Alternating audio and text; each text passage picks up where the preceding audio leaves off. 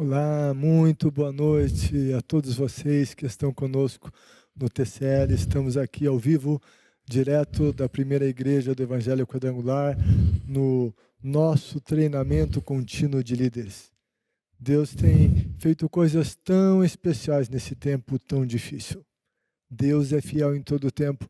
Jesus disse que Ele não iria nos deixar. Ele disse que estaria conosco todos os dias. Todos os dias, todos os dias, dias fáceis, dias alegres, mas também nos dias difíceis e até também nos dias de pandemia. Ele está conosco, Ele continua agindo e continua operando. Deus tem feito coisas lindas. Nós tivemos a ceia na chácara do Dia das Mães, foi tão especial. Domingo agora, a gente nunca sabe o que vai acontecer, se vai mudar alguma coisa ou não, mas, a princípio, nossos cultos de domingo serão online, a partir da primeira igreja, nos horários normais. 9 horas da manhã, 4h30 da tarde e 7 horas da noite. Fique de olho nas nossas redes sociais. Se mudar alguma coisa, você vai saber, né? Se tiver alguma flexibilização para que tenhamos, de alguma maneira, algum culto presencial, ok? Não se tem muita perspectiva ainda, mas não sabemos. Fique sempre de olho nas nossas redes sociais. Gente, compartilhe o link dessa live. Nós estamos falando sobre um assunto muito especial com o pastor Júlio Pereira. Nós começamos na semana passada, vamos continuar nesta semana e vai ser um tempo muito especial. E o conteúdo é muito denso, é muito rico. E eu já conversei com o pastor Júlio aqui, possivelmente para a gente estender o assunto na semana que vem. E alguns mandaram algumas perguntas aqui muito interessantes, certo? E hoje o que é a nossa proposta? É falar sobre arrebatamento, batalha do Armagedon e milênio. Mas há outras perguntas que foram colocadas aqui. Talvez a gente não vença todos esses assuntos hoje. Daí, semana que vem a gente continua. Mas é muito importante conhecermos esse assunto. Convide outros para estarem conosco aqui no nosso TCL. Pastor Júlio, que está no Brasil, mês que vem possivelmente esteja de viagem para Itália. Ele está fazendo a obra de Deus lá. Muito boa noite, pastor Júlio. Seja bem-vindo de novo. Boa noite. É um prazer a gente estar junto mais uma vez. Amém. Então, arrebatamento, rapto, né? E isso que Jesus mencionou, que a Bíblia menciona, o que vai ser arrebatamento? Explica para a gente um pouco esse evento chamado arrebatamento. Daí tem aqueles que dizem, não vai acontecer nunca, isso nunca aconteceu antes, né? Por que vai acontecer? Será mesmo que vai acontecer? Será que isso não é só para jogar medo nas pessoas, para elas ficarem assustadas? Enfim, tantos questionamentos sobre arrebatamento, e o arrebatamento é algo que Jesus falou sobre isso. Explica para a gente um pouco mais sobre o arrebatamento. Eu inicialmente queria contextualizar a pergunta para responder sobre o arrebatamento, dizendo que, e hoje eu queria usar um pouco mais a Bíblia, dizer que quando falamos do arrebatamento, nós estamos falando de promessas feitas por entes que estão na palavra de Deus e também pela própria pessoa do Senhor Jesus, né? E eu queria só lembrar aqui o livro de Atos. O livro de Atos, ele fala a respeito, Atos capítulo 1, né? Ele fala a respeito de uma situação muito interessante em relação a essa questão da promessa do arrebatamento, contextualizando para responder essa pergunta, quando o apóstolo Lucas está escrevendo, ele está dizendo que ele escreve a Teófilo, né? Teófilo possivelmente era um convertido grego, romano, e tanto essa obra do Atos, como o Evangelho de Lucas, era identificada para ele, e ele está escrevendo e falando assim, a respeito das coisas que o Teófilo ouviu, aprendeu, e ele diz assim, no verso 3 do capítulo 1, depois do seu sofrimento, Jesus apresentou-se a eles e deu-se-lhes muitas provas indiscutíveis de que estava vivo. Isso é muito importante para nós, que cremos na pessoa de Jesus, falando de ressurreição. Ele estava vivo. Apareceu-lhes por um período de 40 dias, falando-lhes acerca do reino de Deus. Então Jesus está aqui com os seus discípulos e 40 dias, e ele está falando de um outro assunto na sequência, que é o recebimento do Espírito Santo. A dispensação do Espírito ia começar, porque em breve Jesus não estaria mais ali, e seriam só alguns minutos a mais. Eles não faziam ideia que isso ia acontecer diante dos olhos deles. Então, o versículo 8 diz assim, mas vocês receberão poder quando o Espírito Santo descer sobre vocês, e vocês serão minhas testemunhas e tal. E o verso 9 chama a nossa atenção dizendo assim, tendo dito isto, ele foi elevado às alturas, e enquanto eles olhavam, e uma nuvem o encobriu da vista deles, e eles ficaram com os olhos fixos no céu enquanto ele subia. Perceba que não é uma subida aos céus repentina, mas eles ficaram olhando, observando ele subindo. E aí, de repente, surgiram diante deles 2 homens vestidos de branco, que eles disseram, Galileus, por que vocês estão olhando para o céu? Este mesmo Jesus que dentre vocês foi elevado aos céus, voltará da mesma forma como viram subir. Então aqui é a primeira promessa que eu gostaria de contextualizar, de que a promessa da volta dele é bíblica, e até anjos vieram aqui anunciar aos homens essa verdade. Se formos para João 14, capítulo 14, verso 1 a 3, nós vamos encontrar Jesus falando de algo muito interessante, quando ele falava desse assunto também, e dizia assim, na casa do meu pai há muitas moradas. Eu quero ir até o João 14, quando ele diz assim, na casa do meu pai há muitas moradas, e não se perturbem no coração de vocês, ou seja, creiam na promessa, esperem na promessa. Aqui eu queria chamar a atenção dos nossos ouvintes que nós temos que andar pela fé, e fé na palavra de Deus, nas promessas do Senhor.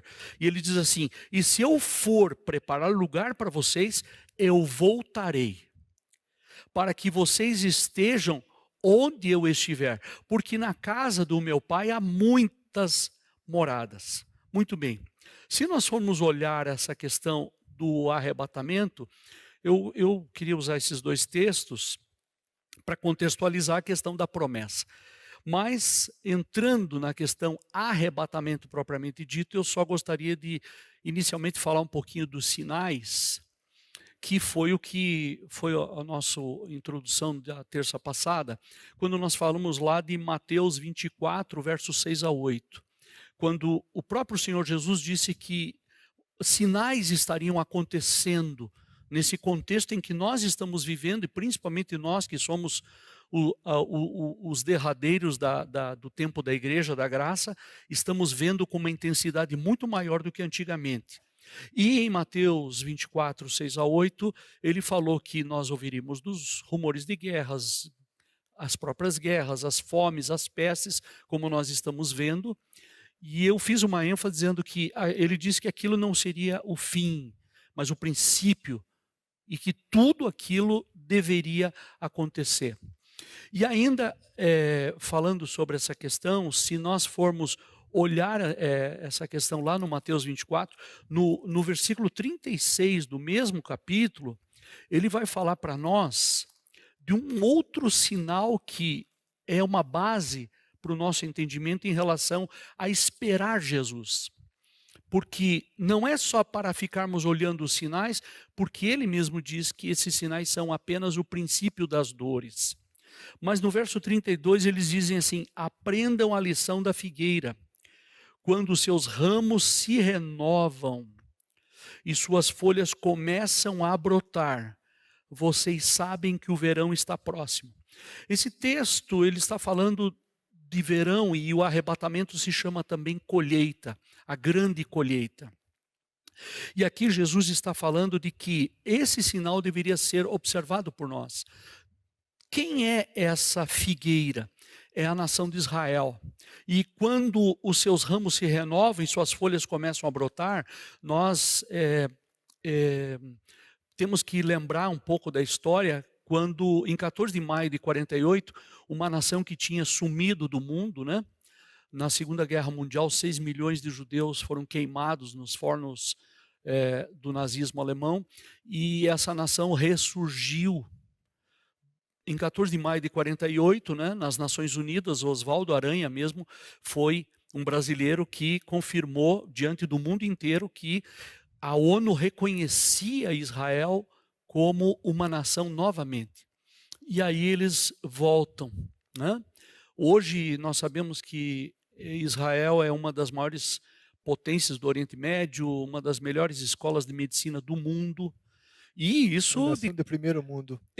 14 de maio de 48, surgiram do nada, recuperando língua, tudo. Há muitas questões proféticas que confirmaram esse retorno, né? E Jesus está falando, então, prestem atenção quando esses seus ramos estão se renovando e as folhas começam a brotar, as flores, porque o verão está chegando. Ou seja, eu vou voltar. E ele diz assim: assim também, quando virem todas essas coisas, saibam que ele está próximo às portas. E aí, tem uma coisa que chama atenção aqui, nossa, eu gostaria de me deter um pouquinho para entrar naquela questão de algumas questões que ficaram da terça passada, quando você mesmo comentou sobre, muitas pessoas estão preocupadas com os sinais e falando sobre o chip, por exemplo, ou o biochip, né? Outros teve uma pergunta que o próprio Benhur coletou, que caiu para nós aqui, que essa crise econômica global, ela tem a ver com esses sinais, ou é só a questão do corona, ou é a questão do anticristo, né? E também a questão do controle das pessoas, porque quando nós vamos olhar Apocalipse 13, nós temos que estar bem atentos ao verso 16. Lá no Apocalipse 13, ele fala que o anticristo ele vai controlar as pessoas, né? Então, por exemplo, lá o texto fala assim, que ele obrigará, ou seja, será obrigado, né? E ele diz assim: ricos, pobres, pequenos, grandes, escravos e livres, todas as classes de pessoas vão ser obrigadas a receber um sinal, ou o nome dele, ou o número do seu nome. Isso na João Ferreira de Almeida destaca 3 coisas: o sinal, que é a marca, ou o nome dele, ou o número do seu nome. A NVI já coloca o sinal como sendo o próprio nome dele, né? Mas não importa. O que importa é que um controle global ele vai acontecer. E aí, então, eu queria entrar nessa questão da tecnologia também, porque quando a gente fala do sistema 5G, que é a futura geração da nova internet no mundo, só para dar uma ideia, hoje o 4G, ele dá 40 megabits por segundo. Eles estão dizendo que o 5G que está chegando, né, vai ser 10 a 20 vezes mais. Inclusive vai ser a internet das máquinas. Ou seja, os automóveis autônomos. Eu tenho um veículo lá na Europa que ele é semi-autônomo. Na questão segurança, ele me dá uma série de sensores de proteção para eu não sair da estrada, para eu não bater no carro da frente. Tem coisas assim, mas eles estão falando em algo muito mais evoluído. O próprio automóvel lendo mapas e rotas de tráfego online. Coisas desse tipo, cirurgias via internet. Então, só para contextualizar essas questões dos sinais, aqui Jesus falando sobre Israel e esses sinais, e esses 3 assuntos que ficaram da terça passada, né? Quando nós falamos, por exemplo, eu queria me deter um pouquinho ali no Apocalipse 13, deixar ele aberto aqui para a gente entrar no mérito de alguns detalhes do texto. Que quando nós falamos sobre o chip, Apocalipse 13, eu gostaria de me deter em alguns pontos aqui. Porque eu não quero falar sobre grande tribulação, que é o caso aqui, né? Mas quero falar sobre o arrebatamento. Então, quando falamos sobre chip, né? A primeira coisa que eu gostaria de colocar para os irmãos que nos ouvem é que se haveria conflito entre essa questão tecnológica do chip com a própria teologia e a própria Bíblia, né? Então, é uma questão bastante importante que quando nós estudamos na faculdade, a gente viu uma disciplina bioética que visa conter todos os conflitos relacionados ao avanço da ciência relacionado à saúde e à vida do ser humano. Do que é que eu estou falando? A teologia e a ciência, se bem utilizadas, elas são benéficas para o ser humano. Assim como nós estamos hoje com aqui o estúdio só nós, mas estamos com todos os irmãos online. Isso é benéfico para nós. Nós estamos compartilhando a palavra de Deus. Bom uso dos recursos. É um recurso que está sendo utilizado. Bom, entretanto, a própria ciência, ela precisa andar no avanço tecnológico uma base que se chama moral e ética. Né? Por quê? Porque se ela entra no aspecto do avanço tecnológico, infringindo uma regra básica que é a dignidade humana, ela não tem mais valor, ela deixa de ter valor. E é por isso que surge a bioética, para fazer esse aporte, esse controle dessas questões, até que ponto se permite fazer algumas dessas operações e cirurgias que surgem por aí, dentro do aspecto ético, dentro do aspecto moral. Eu queria só dizer assim, o que eu quero comentar com isso?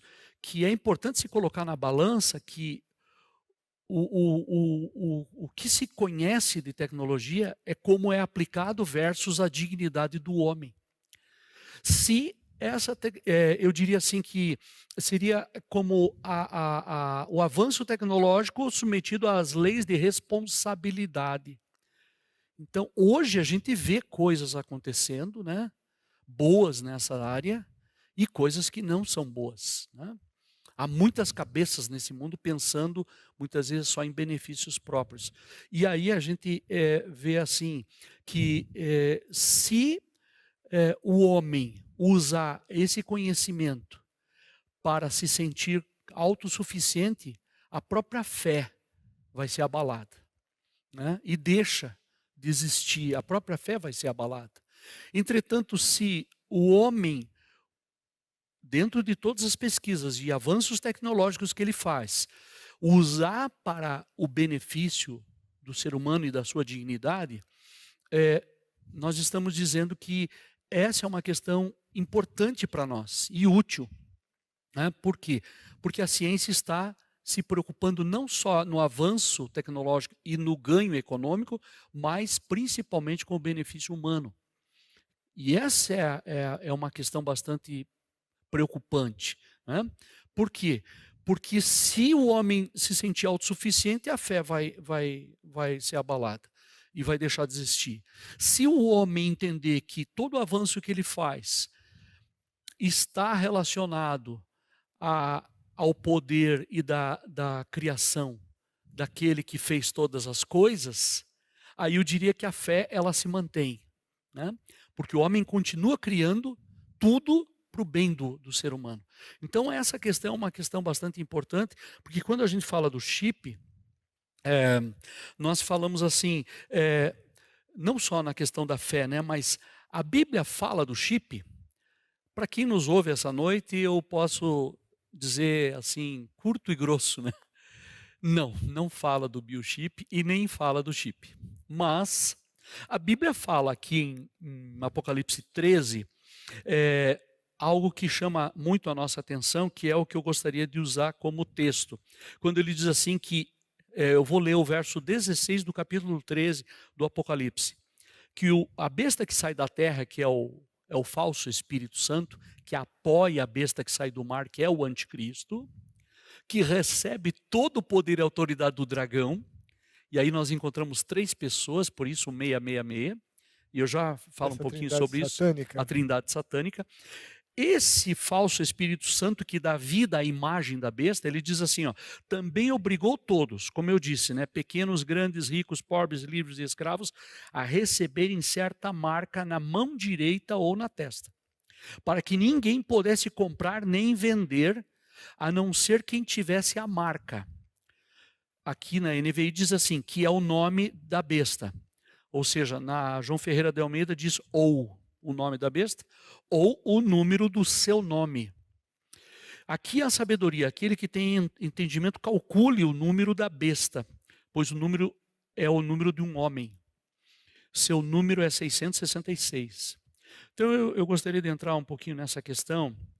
A Bíblia não fala sobre isso, sobre chip, biochip, mas ela fala de um sistema de controle que vai estar em todas as classes sociais vigiando e monitorando as pessoas, da forma como está escrito aqui. Só que isso não diz respeito ao nosso contexto. Porque, veja, quando você me fez a pergunta, nós estaríamos falando sobre arrebatamento. Eu nem comecei a falar ainda sobre arrebatamento para contextualizar as coisas em relação a coisas que estamos vendo, coisas que muitos estão imaginando e achando que já estão acontecendo, que não são da nossa época, mas que são da grande tribulação. E o chip é um deles, né? Então a gente vê assim, nessa questão do controle, eu só gostaria de comentar que poderia alguém perguntar assim, o chip pode ser o sinal da besta? É uma boa pergunta essa, né? Eu diria para você, se nós olharmos esse versículo que eu li, o 17, que fala desse tipo de controle, ele hoje já é uma tecnologia dessa classe, mas ainda não é factível, né? E tem muitas pesquisas, por exemplo, lá na Itália, todos os cachorros são chipados, a gente diz assim, né? Eles já são controlados, mas é um controle feito única e exclusivamente para endereço se caso o cão venha se perder. Mas o controle já existe, ele é disponível. O sistema já existe. Já é vigente. Né? Outra questão bastante importante é aquela questão que hoje todo celular que acessa a internet, ele também é monitorado. A exemplo do que nós estamos vendo na pandemia do coronavírus, que os governos estão controlando na questão da reclusão social, né, de ficar em casa, tudo através dos celulares, né? Então, só que até no Rio Grande do Sul deu uma controvérsia lá que eu escutei nas notícias, que essa geolocalização, ela é protegida por lei, uma lei geral lá de preservação de dados, mas veja, pensando no bem-estar do homem, só para saber onde é que ele está para controlar a pandemia, só se usa a localização para isso. Mas a tecnologia me dá direito até de saber outras coisas. Quando a tecnologia 5G entrar no mundo, e eu gostaria de falar um pouquinho sobre isso, porque hoje nós, talvez muitos ouviram notícias a respeito disso, que a Huawei é uma das maiores empresas do mundo, ela é chinesa, né? Ela tem o maior controle de sistemas e redes para o 5G. Em seguida vem a ZTE. A ZTE é a segunda empresa maior no mundo, também chinesa. Depois nós temos a Nokia finlandesa. Depois vem a Samsung e depois a Ericsson, né, que é uma sueca. Todas essas empresas são, a nível global, elas têm essas tecnologias.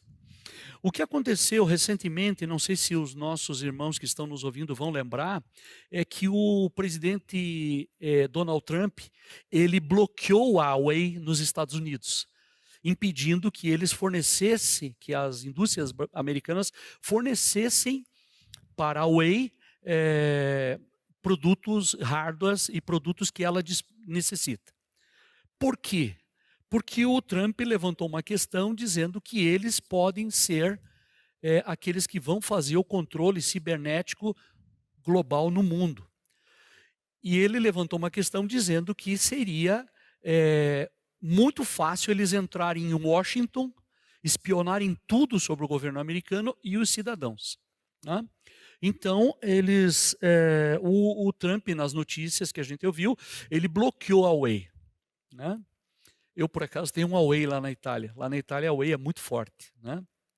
Mas, enfim, uma coisa que eu queria só comentar ainda, falando sobre sinais e essa questão de controle, para depois entrar na questão arrebatamento, porque estamos vivendo esses últimos dias, né, em relação a esse controle.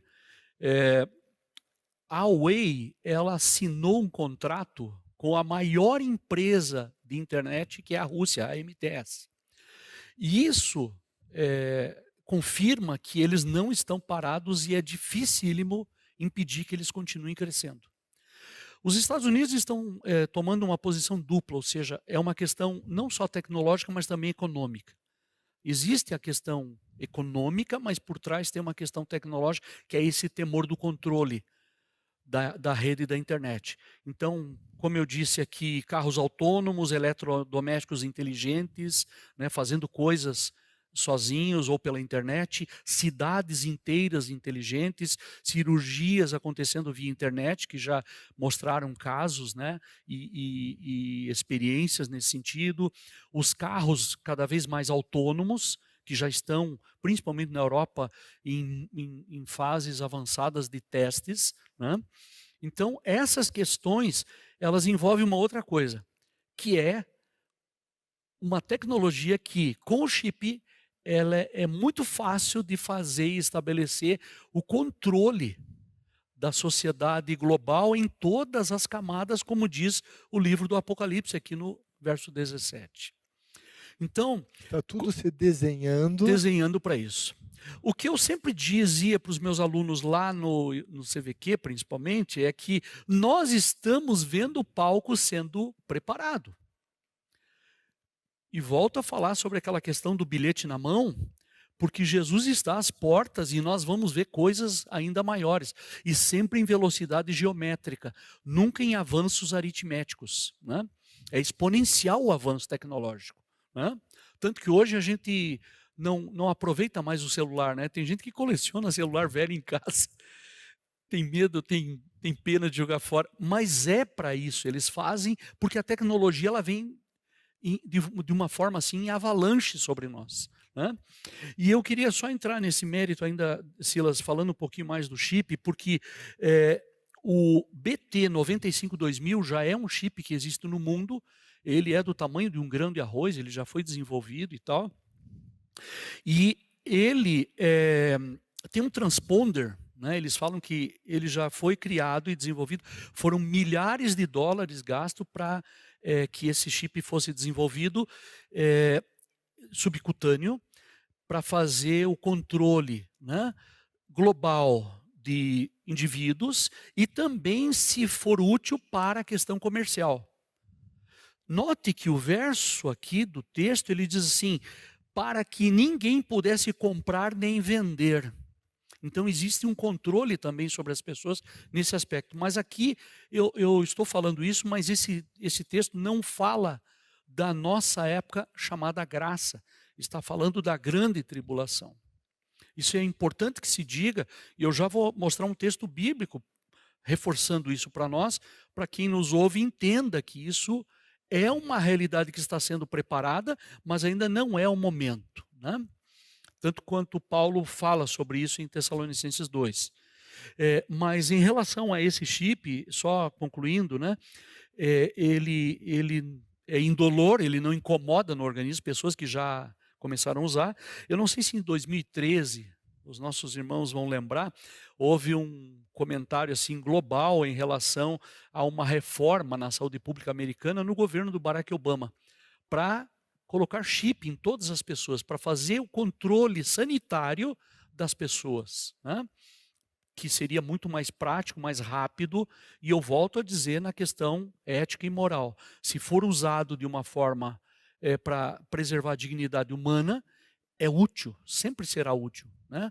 Se o meu carro, por exemplo, ele me acorda se eu dormir no volante, tanto que ele chacoalha o volante, para quando eu saio da pista, ele percebe que o sensor me diz que eu saí da pista, né? Mas como eu estou dormindo, ele chacoalha e me acorda para eu voltar, é para preservar a minha dignidade e a minha vida. E isso é bom, isso é útil, né? Mas nessa questão ainda, falando do controle, do chip, que foi um assunto que você levantou terça passada, tem coisas muito boas acontecendo em relação a essa questão da dignidade humana. Em Itajubá, a Universidade Federal de Minas Gerais, por exemplo, eles já há muito tempo já estão investindo no chip para controle da glicemia, para controle de diabetes. Então, por exemplo, o chip ele estaria sendo utilizado exclusivamente para isso. Ou seja, ele vai medir glicose, ele vai medir nível de oxigênio, ele vai medir colesterol, ele vai medir temperatura, enfim, ele é para o bem do ser humano, mas ele já existe. E os experimentos já provaram que é possível ser aplicado. Então é uma coisa assim que já está aqui conosco. A tecnologia 5G que vai revolucionar o mundo em alta potência, em visualizações instantâneas, em bilhões de aparelhos no mundo, vai ser uma coisa assim que vai ser um impacto para nós. Assim como foi a internet quando entrou na história da nossa vida, o 5G dizem os experts aí que ela vai revolucionar a internet e o controle das coisas. Ou seja, o recurso já vai estar disponível. E só que o Brasil agora, os americanos são nossos parceiros comerciais, um dos maiores. Mas a China também é parceira, um dos maiores parceiros comerciais do Brasil. O Trump fechou as portas para os americanos, para os chineses. E agora o Brasil tem que tomar a decisão, porque eles estão, inclusive, fazendo pressão aqui sobre o governo brasileiro. Só que a Huawei, eu não sei se muitos sabem, ela trabalha em paralelo com a Anatel aqui no Brasil. Só para te dar uma ideia, 86 mil estações de rádio base, que é a base da comunicação que o 5G vai usar. Ele usa ondas de rádio, que são frequências curtas e distâncias mais limitadas, mas ela é violenta.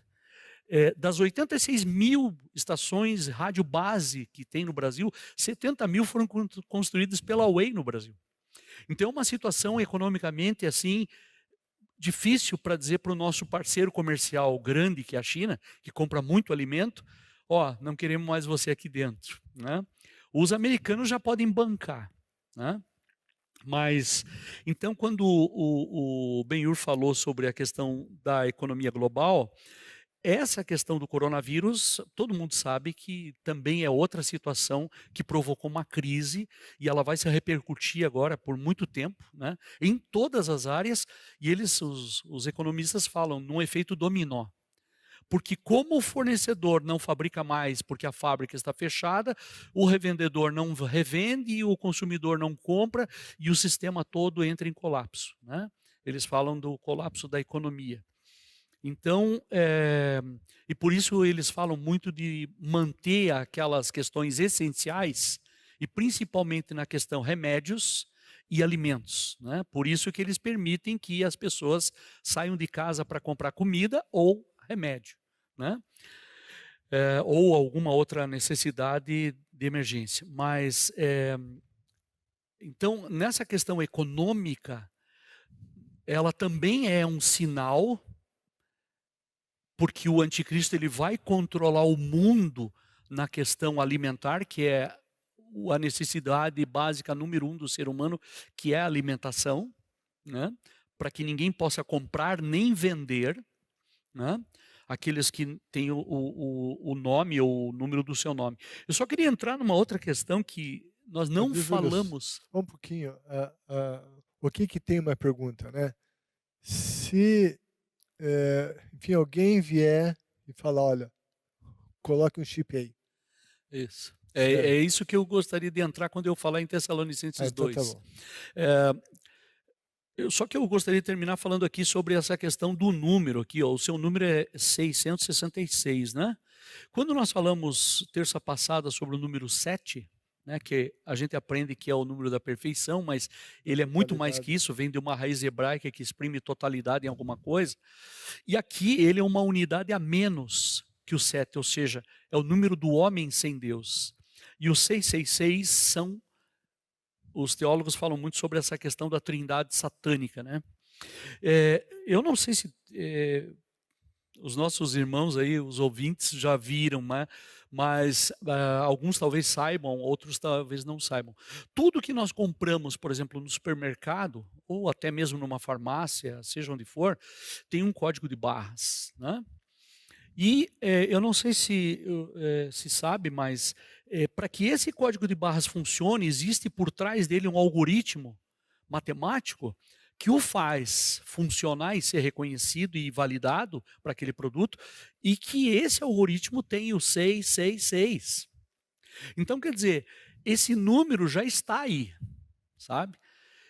Aí eu entraria nessa questão aqui, agora sim eu vou responder esse complemento que você até fez aqui, e se tivesse que colocar o chip, né? A minha filha está muito preocupada com isso, né? A minha filha Fabiane, que está aí conosco, aqui em Curitiba. 2 Tessalonicenses 2, né? A Bíblia fala sobre isso, né? Capítulo 2. E eu queria entrar então nesse mérito. Falamos um pouquinho dessa questão tecnológica, do que a gente está vendo, né? Eu contextualizei falando um pouquinho sobre que tudo isso ainda não é o começo da grande tribulação, mas é a graça ainda, estamos na graça. E onde é que isso está na Bíblia? E aí não me deixe esquecer dessa questão que você falou, se tiver que colocar o chip. Se for para a dignidade humana, né? Eu diria assim, eu não vejo problema, até porque, preservando a dignidade humana, né? Hoje eu vou no meu banco, eu tenho conta no Banco do Bradesco, né? Hoje a tecnologia que o banco usa é a biometria. Então, hoje existem muitos controles, outros controles, que já são funcionais, inclusive estão sendo utilizados, e um deles é a biometria. Então, e ela se fundamenta na questão de que todo ser humano tem características específicas e únicas. Então eles fazem o controle pelos olhos, a identificação pela íris ou a córnea, e também pela digital do polegar ou da mão. O Bradesco, que é o meu banco aí, eu sempre tenho que pôr a mão lá, né, para fazer uma operação, para eles monitorarem a questão sanguínea aqui da mão e eu conseguir fazer qualquer coisa no banco. Então, existe essa questão também da biometria. Eu não sei se alguns lembram, mas o chip, por exemplo, ele começou no controle de rastreamento de caminhões, né, via satélite, principalmente por segurança. Muito roubo. Muito roubo. Então, muitos anos atrás, os caminhões começaram a ser chipados, né, e se colocava assim na pintura do caminhão vários símbolos, mas aos milhares assim. Um daqueles ali tem um chip que se comunica com o satélite. Então até para que quem roubasse o caminhão não soubesse qual deles onde estaria o chip, né? A outra questão que a gente vê, que eu já falei, é o celular acessando a internet também sendo controlado. Então todas essas questões estão nos envolvendo e fazem parte do nosso dia a dia. E aí eu diria assim, se for preservar a integridade e o bem-estar social do ser humano, o chip ele não teria problema, né? O problema é que o que vem por trás dele, segundo o que a Bíblia diz, vai ser a forma de estabelecer o controle dentro da grande tribulação. Mas eu queria pedir que você, que nos ouve, não esqueça de andar com o teu bilhete na mão, porque você não vai precisar se preocupar com isso. E eu quero só usar esse texto bíblico de 2 Tessalonicenses 2, que nós usamos, inclusive, na terça passada, quando Paulo esclarecia aos irmãos sobre aquela questão de se acalmar, né? Porque não ia ser como eles estavam pensando, mas aqui tem algo bastante interessante que ele diz assim, ó, não se lembre, eu estou lendo o verso 5, tá? 2 Tessalonicenses 2, verso 5. Não se lembram de que quando eu ainda estava com vocês, costumava lhes falar essas coisas? E agora vocês sabem o que o está detendo. Do que é que Paulo está falando? Tem alguém detendo a manifestação do anticristo. E ele diz assim, para que ele seja revelado no seu devido tempo. Paulo está dizendo para os irmãos que ele não tinha sido revelado ainda, né? E o verso 7 diz assim, a verdade é que o mistério da iniquidade já está em ação. Quando ele fala do mistério da iniquidade, ele está dizendo realmente, o palco está sendo montado e vocês vão ver coisas cada vez piores, né? Ou seja, ele já está em ação. E muitos, quando param a sua leitura aqui, pensam que o anticristo então já se manifestou e a igreja já entrou na grande tribulação, mas isso não é uma verdade bíblica, por isso somos pré-tribulacionistas, acreditamos no arrebatamento antes da grande tribulação começar, porque a Bíblia diz assim, restando apenas que seja afastado aquele que agora o detém. Quem é aquele que o detém? E eu acredito muito nisso, porque quando Jesus, por isso eu quis usar hoje, iniciar a nossa conversa com Atos 1, que Jesus falou assim, a dispensação do Espírito vai começar com vocês. Porque daqui a alguns minutinhos, talvez ele olhou no relógio dele e disse assim, eu vou subir. E ele vai assumir o cuidado da igreja. E hoje nós temos a graça de Deus, de poder contar com a pessoa do Espírito Santo, que também é Deus, e que está conosco, mas ele tem uma missão. E essa missão ela não é igual da dispensação do Filho e muito menos da do Pai. A que mais chama a minha atenção nas atribuições dadas ao Espírito Santo é preparar a igreja para ir embora. E a Bíblia fala que, por isso falamos terça passada sobre vida irrepreensível, aquela questão de andar com o bilhete na mão, andar em santidade, contar com a ajuda do Espírito Santo, cuidar muito com as manifestações carnais, as manifestações da nossa sociedade ao redor, porque elas são manifestações pervertidas, para nós nos protegermos. Então eu diria que ele está dizendo que aquele que o detém vem a ser tirado e aí ele se manifesta. Paulo está dizendo que quando o Espírito de Deus que está aqui com a igreja, não está no mundo, mas está com a igreja, sair daqui para levar a igreja até o noivo, que é o que o Apocalipse fala, que a noiva será levada a encontrar o noivo, né? Ele não estará mais aqui. Por isso Jesus falou que o período da grande tribulação é um período de muita aflição. Por quê? Porque hoje, aquele que o detém, que está conosco, nos dá ainda um fôlego para respirar. Aproveitando aí a pandemia, né, a gente pode respirar um pouco melhor com o Espírito Santo. Quando ele não estiver aqui, as pessoas vão enfrentar aquilo que não imaginam, segundo o que o Apocalipse fala nos 3 ais de Deus. Isso então, eu acredito que dá até para associar com o que a palavra de Deus nos diz, que maior é aquele que está em nós do que aquele que está no mundo. que está no O mundo. Espírito de Deus está em nós. Então, enquanto nós estamos aqui, o Espírito de Deus está em nós, sabe, ele é maior. Ele é Isso. maior e por isso ele detém ainda o anticristo. Isso. E essa é a razão que nós não podemos nos encolher diante das adversidades e diante da iniquidade. Essa é a razão que a gente tem que continuar sendo sal e luz e não desistir da nossa função aqui nesse mundo. Maior é aquele que está em nós. Então, enquanto a gente está aqui, a gente tem autoridade para... Essa é uma questão bastante importante que nós reforçamos na terça passada, falando do nosso papel, né? a responsabilidade da igreja. Eu sempre digo assim, que o mundo hoje, nessa dispensação chamada graça, não vai vir para Cristo a não ser pela igreja. É o único organismo vivo que pode anunciar Jesus, e muitos teólogos falam da igreja do Velho Testamento. Quem é a igreja do Velho Testamento? Nunca ouvi falar disso, né? Eles falam de Israel, que Israel, como João 11:1 fala, que ele veio para os seus, mas os seus não o quiseram, né? E o rejeitaram, ok? Porque esperavam um libertador político, como ele vai vir lá na Batalha do Armagedon, depois da grande tribulação. Israel ainda vai ver isso acontecer. Mas enfim, isso é assunto mais para frente. Mas ele diz no texto de João 11, reforçando o que você está falando, Silas, quando ele diz assim: mas a todos quantos o receberam, deu-lhes poder, né, para serem essa manifestação viva que é a igreja, não nascidos da carne nem do sangue, ou seja, não temos descendência judaica, e agora somos o novo Israel de Deus para fazermos a vontade do Senhor. Então eu sempre digo assim, enquanto há tempo, nós devemos fazer todo o nosso possível para usar a nossa vida, os nossos recursos, para proclamar o reino do Senhor. Ainda mais vivendo momentos como nós estamos vivendo. Nós nunca imaginaríamos viver uma situação dessa, né, como estamos vivendo.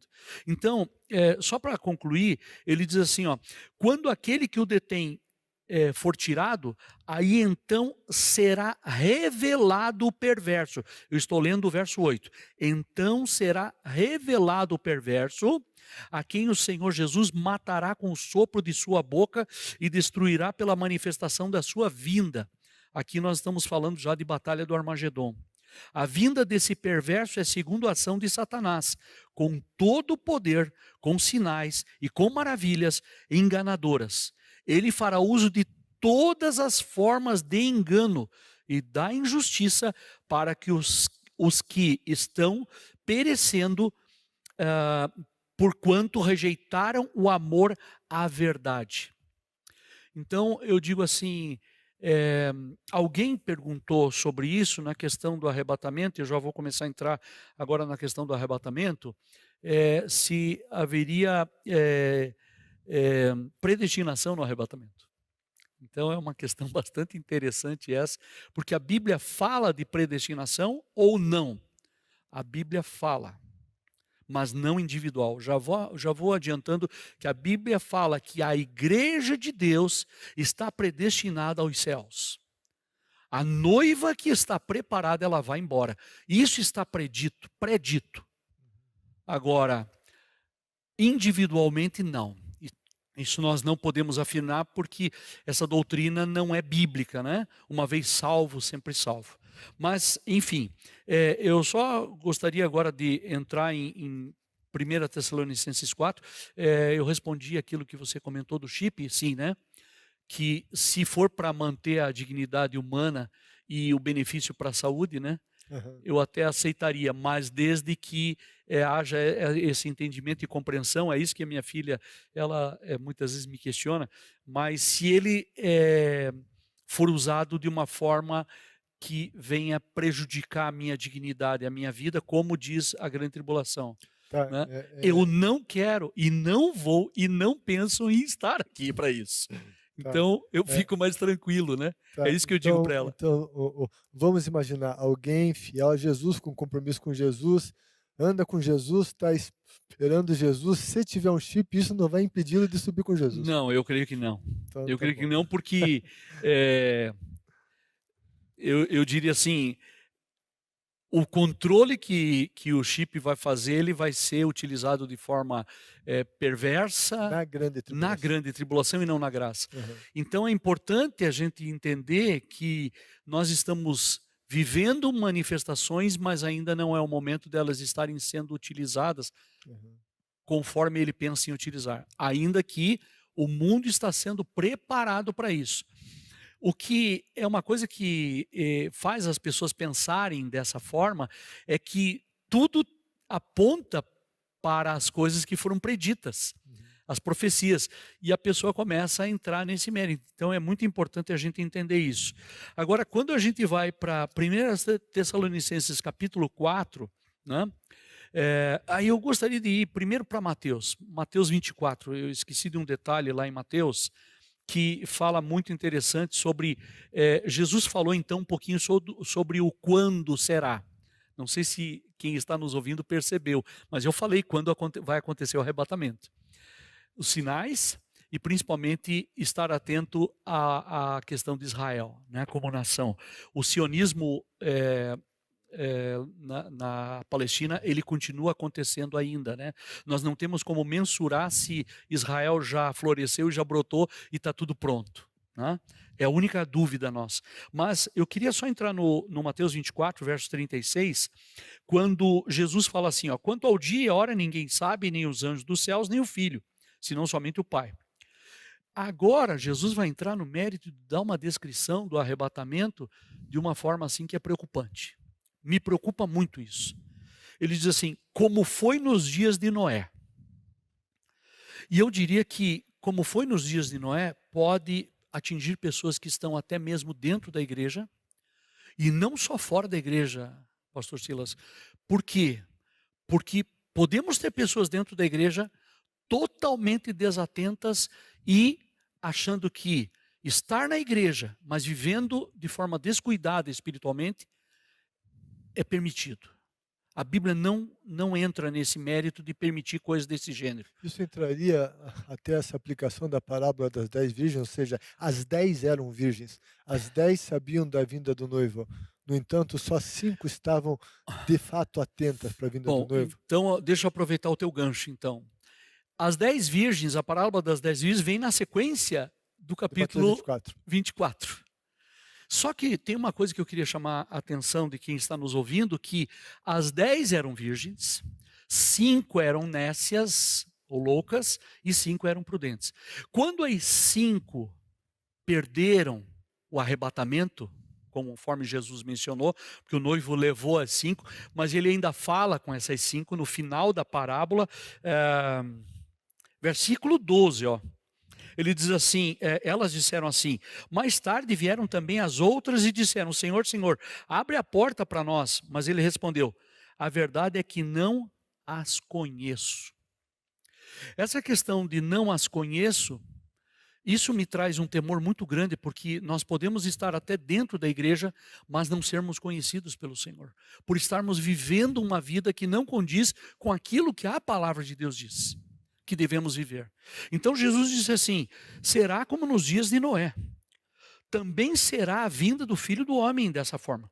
Pois nos dias anteriores ao dilúvio, o povo vivia comendo e bebendo, casando-se, dando em casamento, e até o dia em que Noé entrou na arca.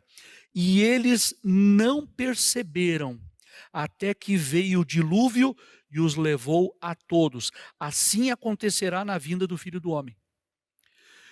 O que Jesus está dizendo para nós? Se você não tem o bilhete na mão, preparo de última hora não funciona. Porque quando o dilúvio vier, vai levar a todos que não estiverem prontos. E ele diz assim, verso 40, dando até exemplos que são um pouco chocantes para nós. Ele diz assim, 2 homens estarão no campo, um será levado e outro deixado. 2 mulheres estarão trabalhando no moinho, uma será levada e outra deixada. Portanto, Jesus chama a atenção de nós e diz assim, vigiem, porque vocês não sabem em que dia virá o seu Senhor. Do que é que Jesus está falando? De uma expectativa que eu não posso estar preocupado muito mais com a data, até porque se eu soubesse da data, como brasileiro que somos, de última hora, fazemos tudo, eu vou me preparar lá na última semana, né? Isso não tem o mínimo cabimento diante de Deus, mas ele diz assim, vigiem e vivam preparados, né? Então, nessa questão, Silas, eu queria só chamar a atenção dos irmãos, porque o texto aqui, ele é muito forte para nós. Só que ainda não falamos do arrebatamento propriamente dito, como é que ele vai acontecer, mas já estamos falando de alguns detalhes, né? 1 Tessalonicenses capítulo 4, a partir do verso 13, ele vai entrar nesse mérito. O apóstolo Paulo, ele fala sobre isso. E eu queria entrar assim, eu já estou aqui em 1 Tessalonicenses 4, verso 13. Irmãos, não queremos que vocês sejam ignorantes quanto aos que dormem. Agora Paulo vai entrar no mérito de falar alguns detalhes para nós que até então talvez alguns não tenham ouvido, entendido, ou já ouviram e não entenderam, ou até entendem. Ele começa a falar que os que dormem, ele já chama um grupo aqui, ele menciona um grupo de que são os que dormem, para que não se entristeçam como outros que não têm esperança. Se cremos que Jesus morreu e ressurgiu, digo, isso para nós é importante. Cremos também que Deus trará, mediante Jesus e com ele, aqueles que nele dormiram. Dizemos a vocês, pela palavra do Senhor, que nós, os que estivermos vivos, os que ficarmos até a vinda do Senhor, certamente não precederemos os que dormem. Pois dada a ordem com a voz do arcanjo e o ressoar da trombeta de Deus, o próprio Senhor descerá dos céus e os mortos em Cristo ressuscitarão primeiro. Depois nós, os que estivermos vivos, seremos arrebatados com eles nas nuvens para o encontro com o Senhor nos ares. E assim estaremos com o Senhor para sempre. Bom, tem muito detalhe aqui que precisa ser compreendido, muita informação. Quando nós encontramos o termo dormir na Bíblia, tanto o justo que tem Jesus no coração, quanto o ímpio, o termo dormir fala do morrer físico, o falecimento. Por quê? Por que podemos dizer isso? Porque a doutrina bíblica fala que todo morto fisicamente, seja justo ou ímpio, um dia será acordado fisicamente. Do que é que eu estou falando? Eu estou falando da ressurreição. É um outro assunto bastante amplo e complexo para se entender também, que faz parte da escatologia, e eu queria só dar umas pinceladas hoje para a gente entender do que é que Paulo está falando. Quem morreu em Cristo, onde está? É outra questão bastante contundente e que gera muita curiosidade, porque é aquela questão da vida após a morte. Para onde eu vou? A primeira coisa que a Bíblia fala, no próprio livro de Tessalonicenses, e é o capítulo 5, verso 23, que está aqui comigo, que o próprio Deus de paz o santifique inteiramente, que todo o espírito e alma e o corpo de vocês sejam preservados irrepreensíveis na vinda do nosso Senhor Jesus Cristo. Veja que o apóstolo Paulo falou sobre corpo, alma e espírito. Então a Bíblia fala que nós somos 3 em 1. E eu não vou entrar no mérito agora do estado intermediário, que é o que você falou, da vida após a morte, que aqui também tem muita conversa para se falar, mas eu queria só dizer que a Bíblia fala que todo o que dorme, ele está no sentido físico, dormindo como olhamos uma pessoa num caixão, porque seja justo ou ímpio, porque um dia ele vai ser acordado. O dormir nas referências bíblicas se refere a isso. Ou seja, acordado de que maneira? Revestido de uma vida incorruptível, que é o que Paulo fala aqui, de nós mantermos a nossa vida, enquanto estamos aqui, corpo, alma e espírito, irrepreensíveis, para que a gente alcance a condição original que Adão e Eva lá no Éden perderam. Quando Adão se viu nu, a glória de Deus os descobriu. Ou seja, ele começou a olhar para Eva, começou a ver Eva envelhecendo, e eles morreram também, né? E Adão não tinha sido criado para morrer. Deus não nos criou para a morte. Mas a morte em si é uma realidade com a qual nós vivemos e temos que aceitar, ainda que seja difícil, né? E alguém um dia me perguntou assim, mas Se a gente aceitou Jesus, por que a gente tem que morrer? Né? Se Jesus já fez tudo, já venceu a morte. A Bíblia diz que Jesus já venceu até a morte. E por que eu tenho que morrer? Na verdade é porque vivemos num mundo decaído e que ainda está debaixo daquela maldição que foi proclamada lá no Gênesis, quando Deus disse para Adão: maldita é a terra por tua causa. E nós vivemos aqui. Então, quando o arrebatamento acontecer, Jesus vai fazer duas manifestações acontecerem. E eu vejo que o maior, isso é uma opinião pessoal minha, tá? O maior de todos os milagres que o Espírito de Deus vai fazer, vai ser um desses, de levar a noiva para a glória. Só que esse levar a noiva para a glória fala da incorruptibilidade do corpo, ou seja, um corpo de glória. Os mortos ressuscitam, e eu só queria usar 1 Coríntios 15, 51, 52, porque senão a gente fica sem base bíblica, e eu gosto de contextualizar em cima da palavra de Deus. 1 Coríntios 15, isso, estou no 15, 51, ele fala assim: eis que lhes digo um mistério, nem todos dormiremos, ou seja, quando Jesus voltar, ele vai encontrar muita gente viva. Mas todos seremos transformados. E ele dá detalhes aqui que lá em Tessalonicenses ele não deu. Num momento, num abrir e fechar de olhos. Muitos teólogos falam que será num átomo de tempo, porque uma piscada é rápida, né? E por isso que eu digo que não haverá tempo de preparo de última hora, porque é um abrir e fechar de olhos. Se acontecer de Jesus me chamar esta noite, vai ser num abrir e fechar, eu vou partir e vou embora. Ou se o arrebatamento acontecer para a igreja, nós, num abrir e fechar de olhos, vamos sair daqui. E ele diz assim: ao som da última trombeta, pois a trombeta soará, os mortos ressuscitarão incorruptíveis, ou seja, não querendo entrar no mérito do estado intermediário, mas os que morreram em Cristo serão alcançados e vão acordar, por isso o termo dormir, incorruptível, ou seja, com corpo de glória. E nós seremos transformados, né? Pois é necessário que aquilo que é corruptível, isso aqui chama muito atenção, se revista de incorruptibilidade, ou seja, não entra na glória de outra forma. Além da santidade que nós temos que ter aqui, uma vida piedosa e tal, né? Como diz Efésios, nós para entrarmos lá vamos ter que ser revestidos e transformados. E aí ele diz assim: aquilo que é mortal se revista de imortalidade, ou seja, a condição original de Adão antes da queda. Quando, porém, o que é corruptível se revestir de incorruptibilidade, e o que é mortal de imortalidade, então se cumprirá a palavra que está escrita: a morte foi destruída pela vitória. Do que é que nós estamos falando aqui?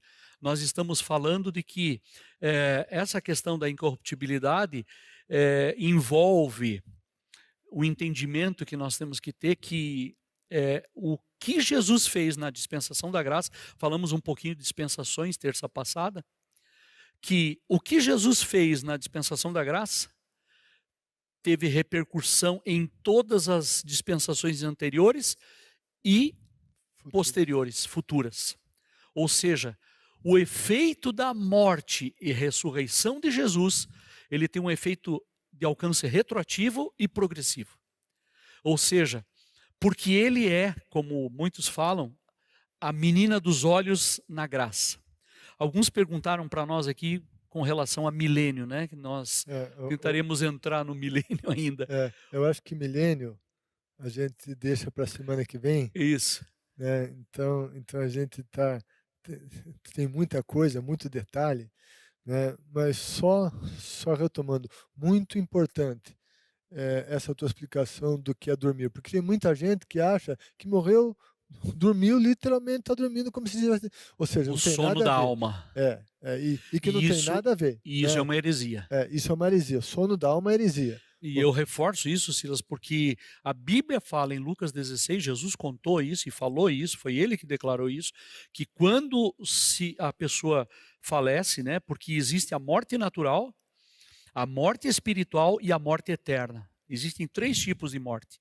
Então, o morto que morreu, faleceu, sem Jesus, a Bíblia fala que ele vai, no mesmo momento do falecimento, acordar no lugar de tormento.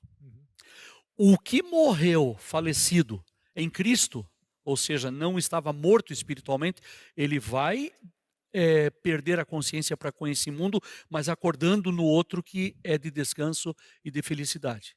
Então isso é muito importante, porque esses mortos que Paulo está falando que Jesus traz com ele, eles são aqueles que faleceram, mas não morreram em pecado, foram alcançados, mas por que é que eles são trazidos de volta?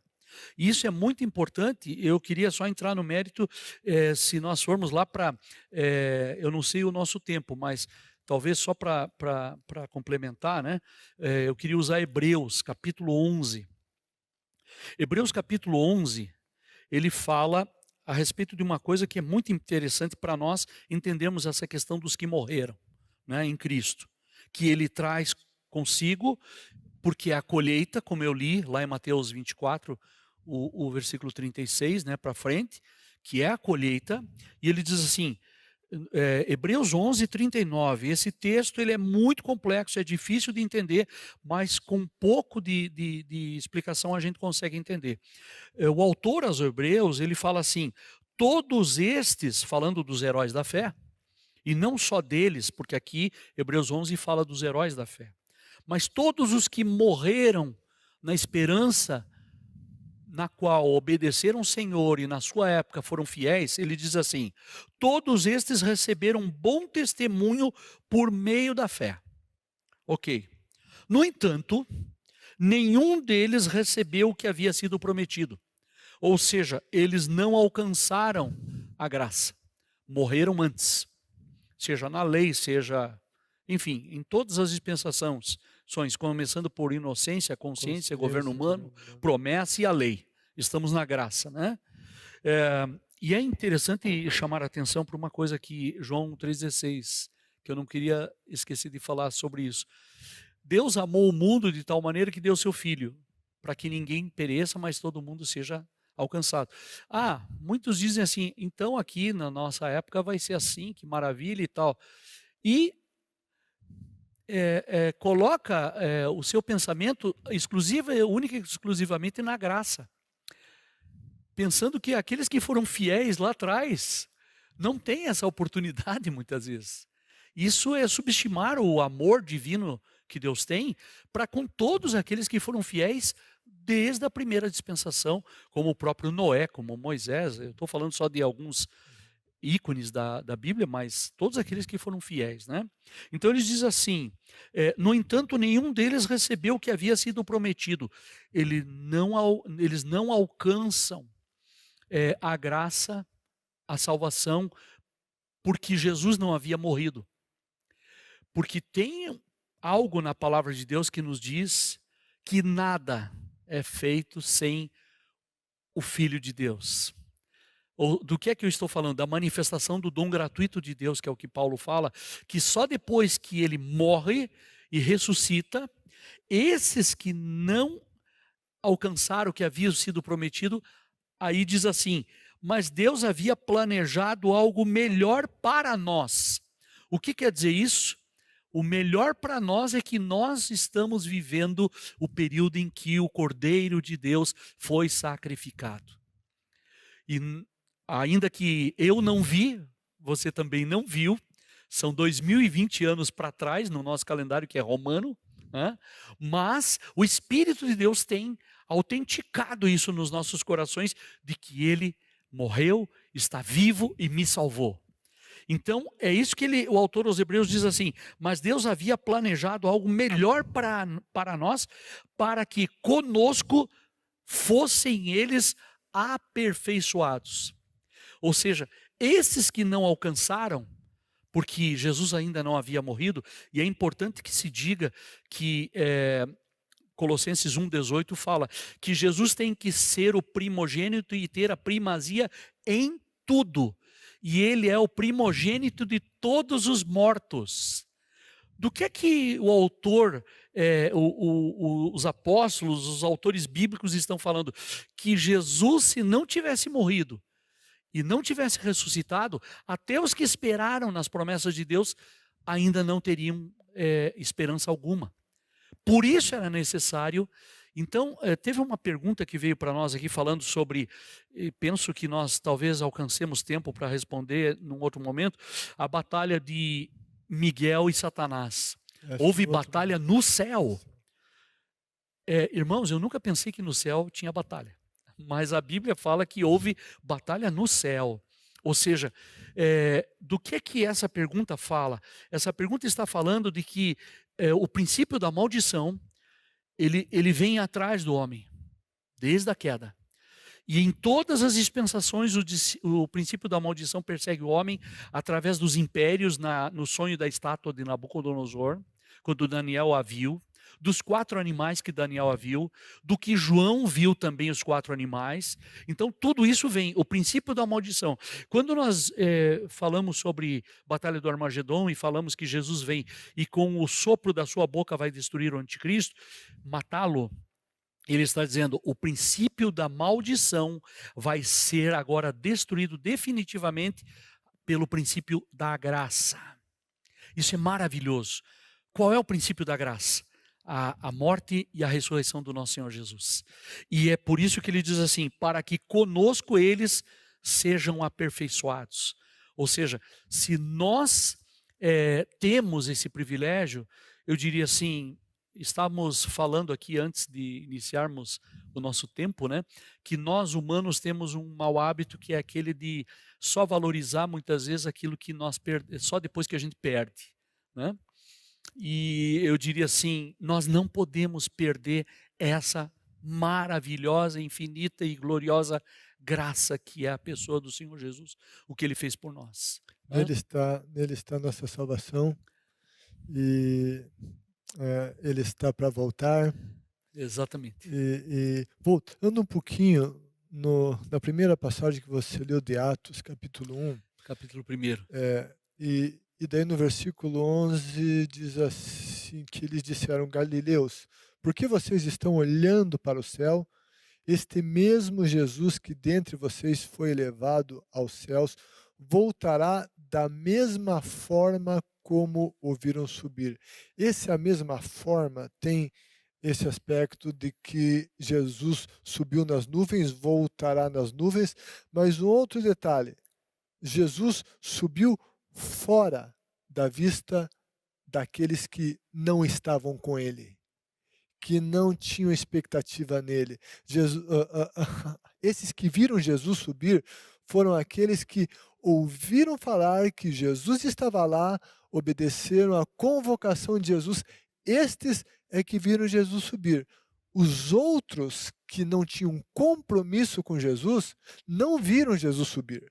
Ou seja, da mesma forma, ele voltará da mesma forma que o viram subir.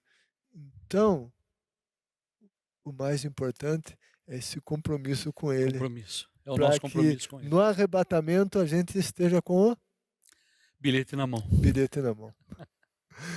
Exatamente. Gente, enfim, a gente tinha mais umas 2 horas aqui, mas ainda bem que o pastor Júlio não foi para a Itália ainda, certo? Enquanto ele não for, a gente vai estar aqui com ele. Enfim, a gente falou alguma coisa, né, sobre arrebatamento, mas não tudo ainda, né? Sim. Certo? Daí vai ter Batalha do Armagedon e Milênio, certo? O que a gente imaginava que ia conseguir falar hoje, mas não deu. Mas semana que vem nós vamos falar sobre isso. Mas eu gostaria de concluir aqui com essa reflexão. Se Jesus viesse agora, você está preparado? Novamente a reflexão. Está com o bilhete na mão? Ou você está deixando lá para depois, talvez o comportamento das virgens loucas, das virgens nécias? Não, depois eu vejo. E, sabe, Jesus pode voltar a qualquer momento. Eu gostaria de desafiá-lo a estar com o bilhete na mão. Amém. Como é que a gente fica com o bilhete na mão? Em primeiro lugar, Jesus precisa ser o nosso Salvador. Se você ainda não recebeu Jesus como teu Salvador, como teu Senhor, isso é essencial. É somente em Cristo que nós temos o perdão dos nossos pecados. É somente o sangue dele que nos purifica de todo pecado. Então, é essencial que se receba Jesus. Tem muita gente que um dia recebeu Jesus, se afastou dele e precisa voltar para ele. Eu quero convidar você que ainda não entregou sua vida a Jesus ou que precisa de uma reconciliação com Jesus. E você que conhece Jesus, mas o teu comportamento é de uma virgem louca, nécia. Sabe que Jesus está para voltar, mas está distraído e não está levando isso a sério e não está preparado. O Espírito de Deus fala com você. E Ele chama você para estar com Jesus. Você que me assiste, está em uma dessas situações. Repita comigo essa oração depois de mim. Fale assim: Senhor Jesus, nesse momento, eu abro meu coração. Eu te recebo em minha vida como meu Salvador e meu Senhor. Eu me reconcilio contigo. Perdoa os meus pecados. Que o meu nome esteja escrito no livro da vida. E que eu esteja sempre preparado para o arrebatamento. Que quando Jesus vier, eu suba com ele. Em nome de Jesus. Amém. Amém.